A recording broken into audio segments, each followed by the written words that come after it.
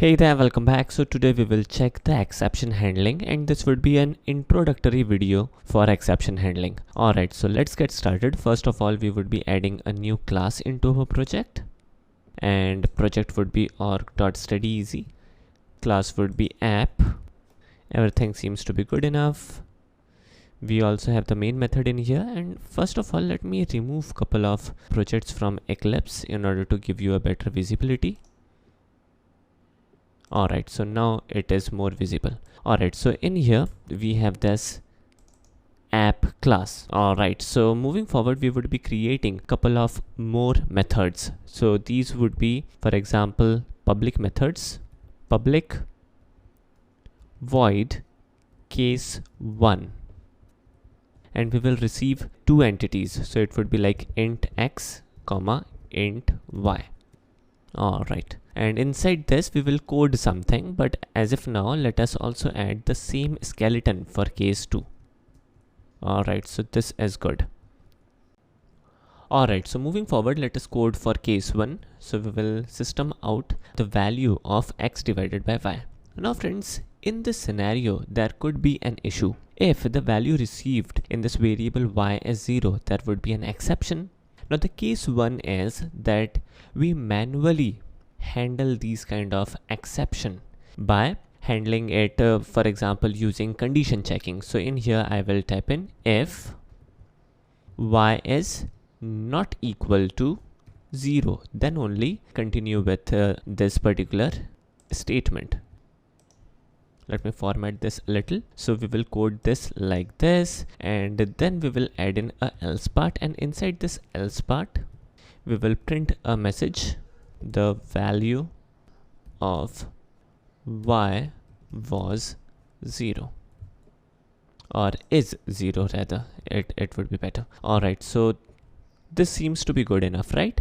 Let us test this case. So let me create an object of app type. So I will type in app object equals new app,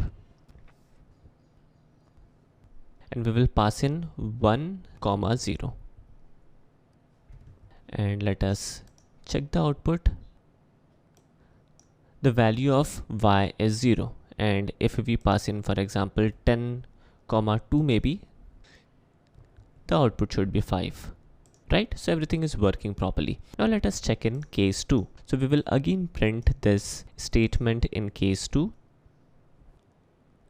Now let us call in case 2, and if I execute this, this will also give us the output 5. But if I make the value of y as 0, note that in case 2 we are not taking any precaution in order to get the case where we have the value of y as 0, and as a result there would be an exception.